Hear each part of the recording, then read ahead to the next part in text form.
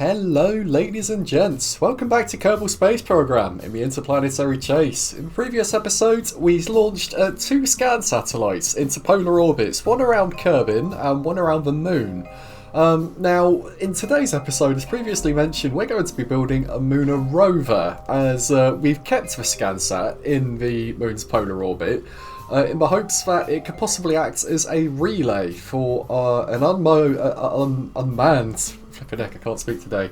An unmanned mission to the Moon, and possibly in rover form, ideally in rover form, better yet, as obviously we could traverse the different biomes and farm science that way. And ultimately, it's a little bit, well, it's something fun, really. I'm not particularly sure on what we can do while, of course, we wait for the Kerbal Orbital Laboratory to finish its research, but obviously it's something that we need to do, and it's a good way to get science, right? So yeah, it's a little bit difficult as we don't actually have any kind of small rover parts. We only have the fuselage and kind of structural bits, which as a result limits our options a little bit. Now as it stands, I'm trying to find somewhere to put this scanning arm. I thought it was like a surface scanning arm or something, but as we'll learn later in the video, it's not, and I don't actually manage to use it. Having said that, I suppose it's always useful to have one on board. So, of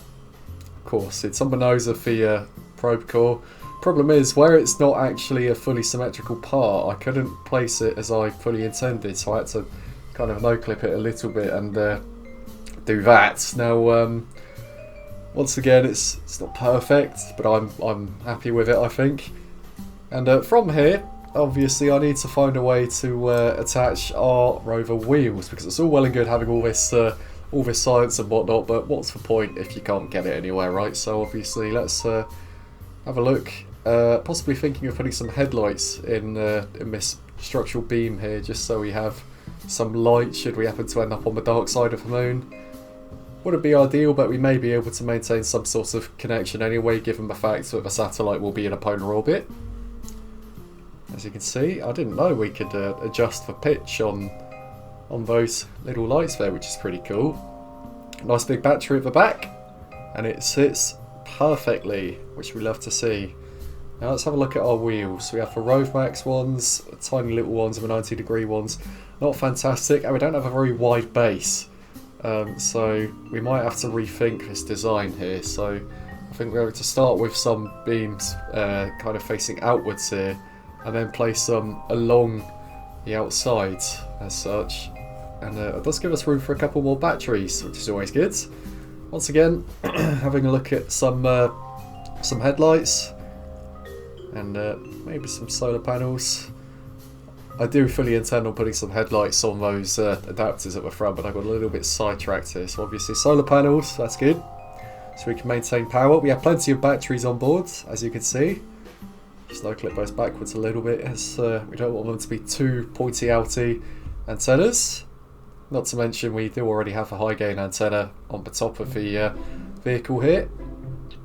Lovely. Solar panels, a couple of passive ones, just in case we forget to extend the big ones there.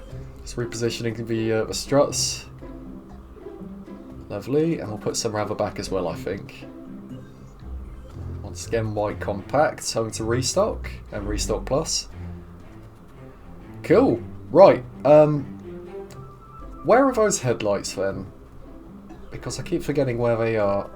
Are they under electrics or utility? I believe it's utility. Ah, here we go. Right, so headlights. Angle those down a little bit. Like so. Make them the white colour, because I think they look pretty cool. And wheels. The most important part of a rover, right?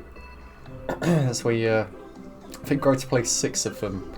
As we need to ensure we have a good weight distribution, as this may or may not be a kind of heavy design. I'm not particularly good at building rovers, so this is a little bit of a first to me, but you know, we'll see what happens. Now,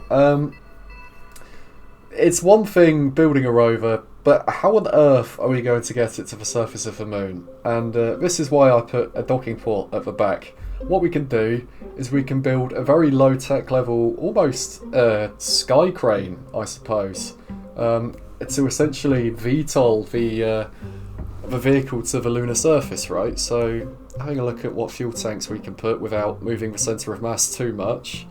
Let's put a nice nose at the front there. A couple more fuel tanks around the sides, I imagine, like so.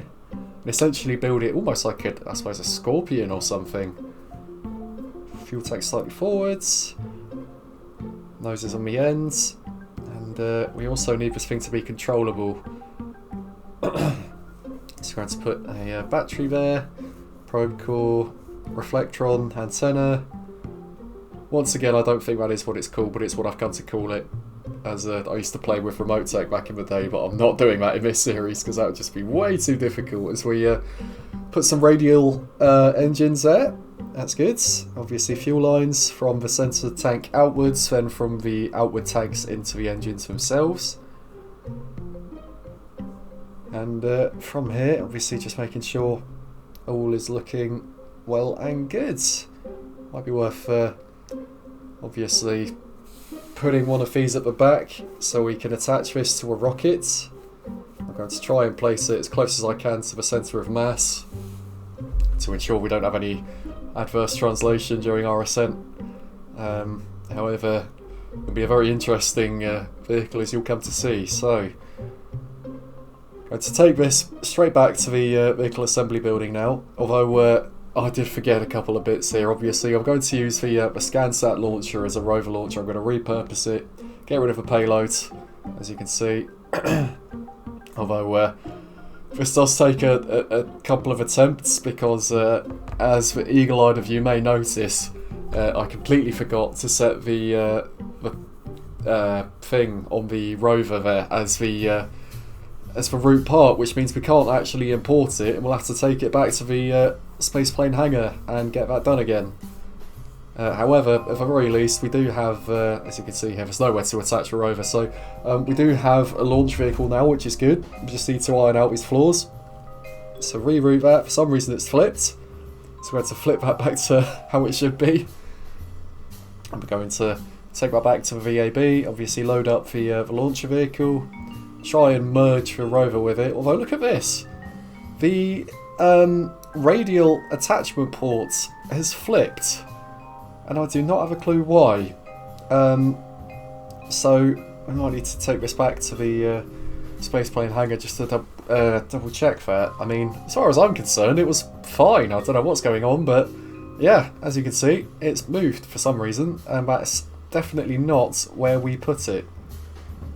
So once again, put that there, reroute the parts, and that is as it should be. So back to the VAB, load our launch vehicle again, merge the vehicle, and once again it looks like it's flipped over. So ultimately, you know, I think we just might have to move the whole vehicle. We can't attach it the way we wanted to, but at the end of the day it's still on the rocket, right? And of course there's the possibility that we could put this in a fairing, although given the unique design, so to speak, as you can see, our fairings don't actually extrude far enough, which means that we may just need to, you know, throw caution to the wind here and ascend Kerbal style, as you can see. So ready to go as we begin our wonky ascent of our rover and lander vehicle. Braking Mac, detach the boosters, and what would it be, you know, without a flip, right? It wouldn't be Kerbal Space Program. Although we did lose a good chunk of our momentum. Having said that, we are at some considerable altitude now, which is always helpful, and our surface speed is increasing, so all's well that ends well. And going to slowly begin a gravity turn here because I'm not entirely confident in this thing's stability, and understandably so. Yeah, I mean, I obviously didn't do any checks in the designer regarding centre of thrust versus centre of mass. I just kind of put it in a place where it looked central enough, and so far so good. As we maintain connection to the space centre so far, which is good.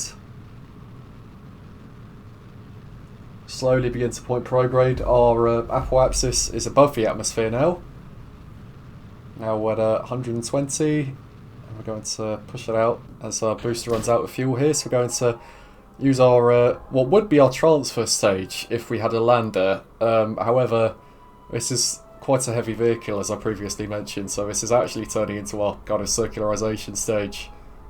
Although we are in an orbit now, quite elliptical, but that doesn't matter, as obviously we're only lining up for a moon transfer, which if you've seen any other episodes, you'll know my approach to a moon transfer is very simple. Just sit in orbit, wait for the moon to appear above the horizon, and then when it does, burn progrades, and eventually you'll end up with a moon encounter. As you can see, that is exactly what we're doing. That has run out of fuel, so we're having to use the lifter stage now. Not the lifter stage, sorry, the actual lander stage. And where it's not pointing progrades, we need to account for that. So these manoeuvres are going to be quite difficult, but we'll make it work.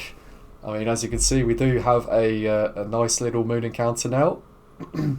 So going to time warp to that. You can see our satellite orbiting there. We need to return that at some point as well, because that has some science on board. And then we're going to set up a manoeuvre to not circularize. Well, yes, circularize. As long as we're not in moon escape trajectory, which we currently are, then we should be okay. And as we burn fuel, we lose stability. As you can see, the nav ball was moving and I didn't catch it initially.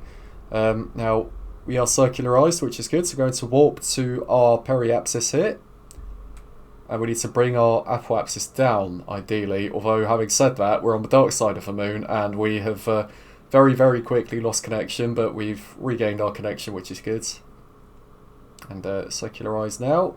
Wonderful. And I think it's high time we try landing this thing. It's going to suicide burn, arrest our velocity. As you can see, we've deorbited ourselves with our little robot rover here. Just a quick save to ensure that if for whatever reason we do smash down onto the lunar surface, then we have a point to return to. Although, if that was going to happen, then of course I wouldn't include it, right? Surface velocity is 80 meters per second. So far so good, right? And as you can see, 500 meters, 300, 200, 100, extrude the solar panel. Wonderful. And we need to gently put this thing down and decouple the landing vehicle as well. And we do, however, it breaks our high gain antenna, which means I don't think we're actually able to talk to the satellite, which is kind of defeats the point of it being there, right? As you can see, I think we have a direct connection. Yeah, although that doesn't particularly matter, because at the end of the day, our rover's on the moon.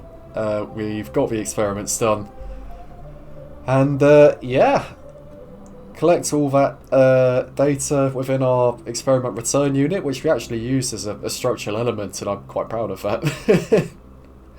And of course, need to do another quick save as we give this a little test drive just to see how it performs. It's kind of driving characteristics. Of course, I had to turn off a reaction wheel at the front there because we'd end up doing front flips. I'm wondering how this scanning arm works. I'm wondering if we can scan this rock or something, because I've not actually used this before. Must be stationary to scan a surface feature. Okay. And that doesn't want to work. No matter. We're going to put the brakes on here and review our data, see if there's anything we can transmit for the same amount of science that we could return it for. However, it doesn't appear to be the case. No matter. Nice little screenshot here of our new moon rover. Minus the antenna, but that was my own kind of design flaw. Now, as we go back to the Space Centre here, warp to sunrise, as a bit of time has passed since our rover was launched. Now, you may have seen that the landing vehicle actually crashed, which means we have no means of getting the rover or its data back. So what we're going to do is we're going to go ahead and modify our previous moon lander, and we're going to send another manned mission to the moon and back, so we can retrieve that data and obviously contribute to our science points. Now, something worth noting was that something that did happen with the lander was obviously we landed using the transfer stage because it was very over-engineered. And as a result, we didn't land on our legs. We actually found a very flat surface and landed on our engine belt. Now, what I'm doing here is I'm using the robotics parts to try and build kind of a DIY landing base. So we have a wide base to land on should we need to land with the transfer stage, and reduce the risk of tipping over here. Now obviously that's on a piston with a radial attachment point, a little intake there just to make it look cool I suppose, followed by the landing legs which by themselves widen their own base. But I suppose we're just helping it out here, aren't we? So we need an experiment storage unit. I think we already have one, but I kind of completely missed that at the time of recording this, so no matter. As we try and find somewhere to strap this up to the capsule. Wonderful. And then offset that a little bit. So far so good. Going to bring a scientist here. We're going to bring Bob. And here we go. Moon mission, or better yet, manned moon mission number 2 is on the go as we begin our ascent. I've obviously sped up this footage as it's pretty much what you've just seen, except there's a Kerbal on board, right? And at the very least, this rocket is a bit more predictable, so, you know, shouldn't be seeing any flips this time round. As we are going very, very quickly. We're going to throttle back on our liquid fuel engines as the SRBs are still firing, and a lovely little separation there, I gotta say, as we time warp up to our apoapsis, as we extrude the pistons as well and lock them into place, just in case we forget about that. So, best do it while I remember. And beginning our circularization here. Once again, I'm not particularly worried about how elliptical this orbit ends up, as long as we don't fall back into the atmosphere while we plan our transfer. Just point progrades, fire the engine, and we're looking at 138 by 132, which all things considered isn't actually too bad as we decouple into our transfer stage here.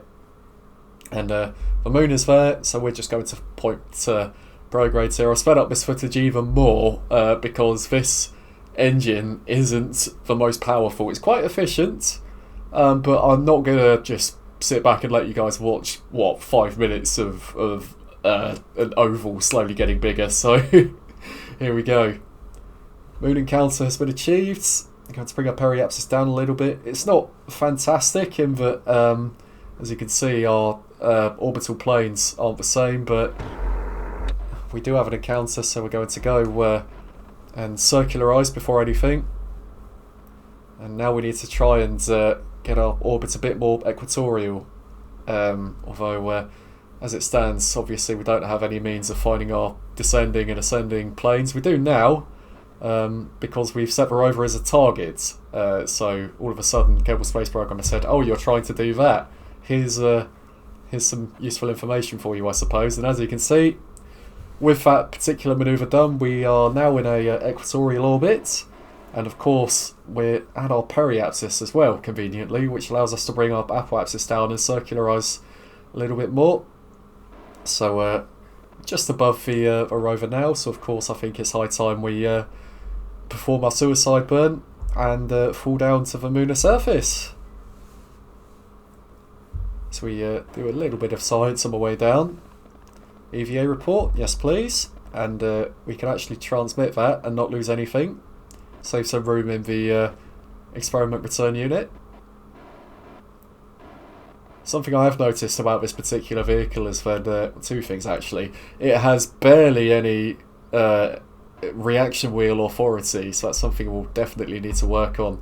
And we forgot to take off that scanning arm that doesn't actually do anything, and that's added some unnecessary mass, but no matter. And as you can see, trying to land, although it's a little bit wonky, it's a little bit unstable, I gotta say. I thought we'd have it there, but apparently not. It's wanting to lean to one side. I'm considering the possibility of ditching the transfer stage at this rate, because if we can't touch down, then that defeats the point of this mission, and eventually we just get rid of it, as you can see. And I'm surprised that didn't explode, to be fair, but, you know, also if it ends well, right? As obviously we've got our gears down, and very nice landing there once you have a little bit more control. Now we're going to do a couple of experiments. Surface sample, EVA report. Nothing we haven't done before, however we are in a different biome as we transmit that EVA report. Get rid of that crew report and transmit that as well. Wonderful. Right, so Bob, we need you to go to the rover and collect the data. And now we need you to put that data into your own experiment return unit. And of course, wondering if there's anything else we can do. In hindsight, I could have reset those experiments, and I didn't, and I'm beating myself up over that because that material study bay is a very good experiment. It likes to net quite a lot of science as we do another little quick save there just to be sure. Back into the rocket we go, collect all the data, and I think it's high time we go home. Now, we need to orbit direct east, if I remember correctly. Up we go, and here we go. Apoapsis of 70 kilometers. EVA report, which we're going to do. Collect that. And apoapsis is now, so we're going to burn and circularize. For some reason, our orbit is a little bit wonky again, but I suppose that's where we didn't land directly on the equator. We landed slightly below, if I remember correctly. So we time warp to our maneuver to eject ourselves from the moon into the Kerbal orbit. I'm not quite sure why it's claiming we're control locked here, but no matter, we get it done. And from here we're going to go up to our apoapsis, and of course we are going to burn retrograde.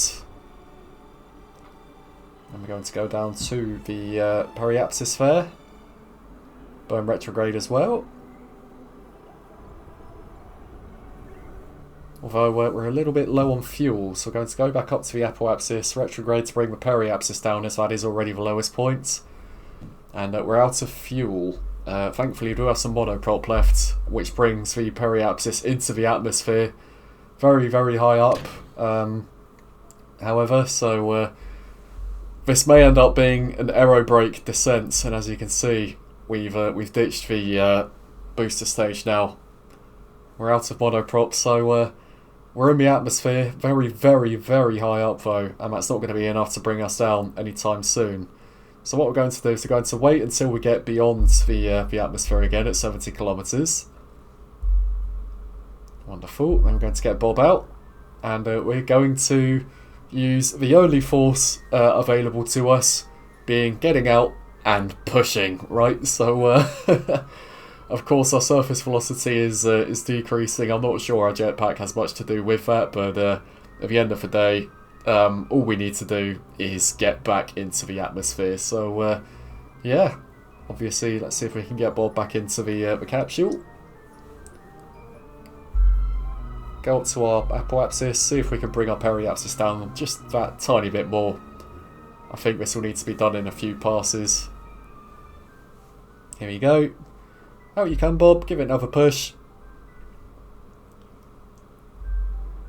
And let's see if we can get you home in one piece. Hopefully with all that lovely, lovely science.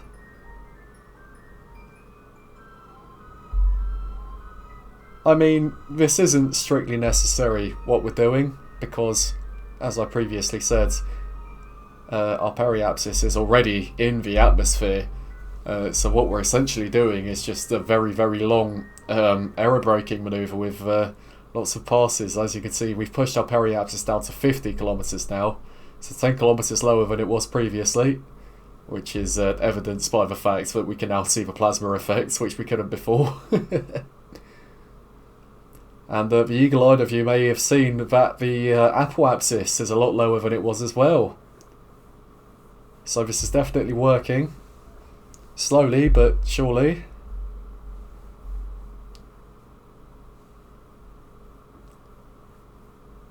Heat shield is putting in some work. Thankfully we do have quite a bit of a blazer.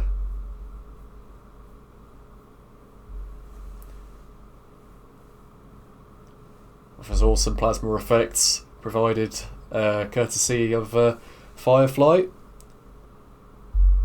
And I think this next pass should be it in terms of Kerbin capture. We do have an EVA report, which we managed to do above Kerbin. Some missed science there previously by the looks of things.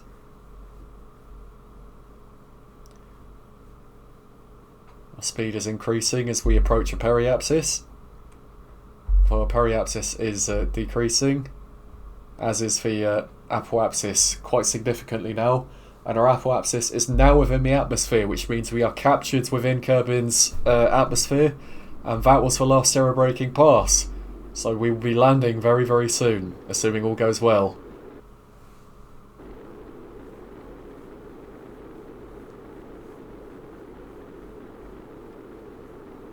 These awesome visual effects. I know I keep on saying it, but these mods are an utter game changer. Although we do actually lose control slightly. I'm not too sure if the experiment return unit there may be affecting our stability. Although we're through the worst of the atmosphere, there's no more plasma burning us up. So ultimately, I suppose it's high time for Bob to enjoy the ride down as we pop all of our parachutes there. And obviously just make sure that they open and that Bob goes back home. Parachutes open. We're falling at 4.5 meters per second. So this should be a relatively soft touchdown. In the sea, once again, I have a tendency to land on the dark side of Kerbin somehow, but it doesn't really matter, as that's a touchdown. And that is a vessel recovered, netting us 427 science, taking us up to a total of 585. Goodness me, isn't that nice? Now, obviously, Bob is ready for his next assignment and has unlocked a couple of ribbons, being the Research 7 ribbon.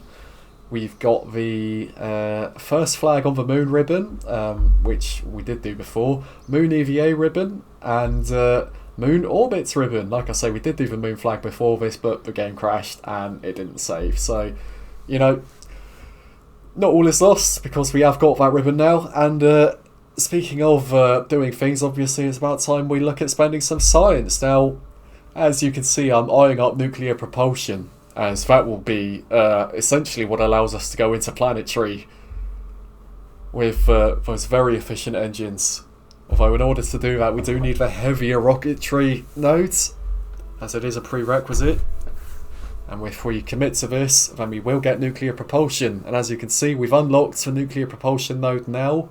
It's available for research as we've got both prerequisites. Just having a look at the very heavy rocketry at the end now. Nuclear propulsion gives us the Nerve engines, the Nerve atomic motor obviously, and the Cherenkov atomic motor. And we have researched that. So thank you guys very much for watching, and I'll see you in the next one.